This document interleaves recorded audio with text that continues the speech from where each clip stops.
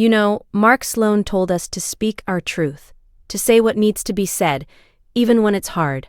So here it is, without apology. Eric Dane mattered. He mattered in ways that go far beyond his status as McSteamy, beyond the unforgettable towel scene, or the effortless charm he brought to every episode. He mattered because he embodied that rare kind of resilience, the sort that doesn't fade when life throws its worst at you. When his diagnosis came, he didn't retreat into the shadows or let it become his identity.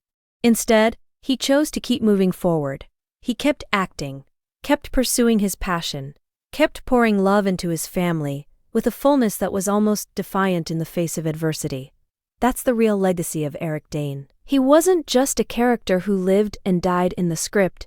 Off-screen, he was a father who cherished every moment with his daughters, a husband who held his family close, a friend who showed up even when he was struggling. He was the guy who, even after hearing news that would level most people, gave everything he had to the work and the people around him.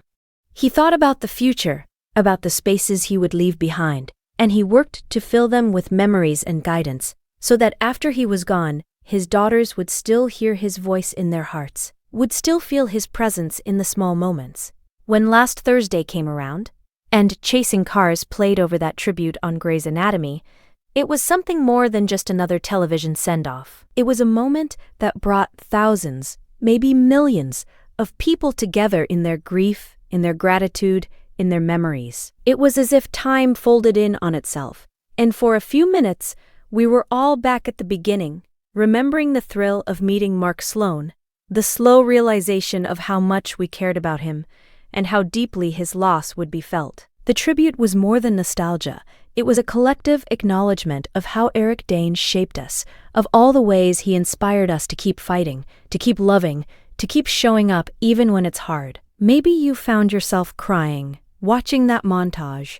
Maybe you felt a heaviness settle in your chest, a crack in your heart you weren't expecting. You're not alone in that feeling. That ache is proof of the impact he made, not just as a fictional doctor, but as a real person who chose to live fully, who chose to give everything he had, even when the world gave him every reason to stop. That's what it means to matter, to live so openly and so courageously that your absence leaves a mark. To remind us, in the most human way possible, that if we care about someone, we should tell them, loudly, fiercely, without hesitation.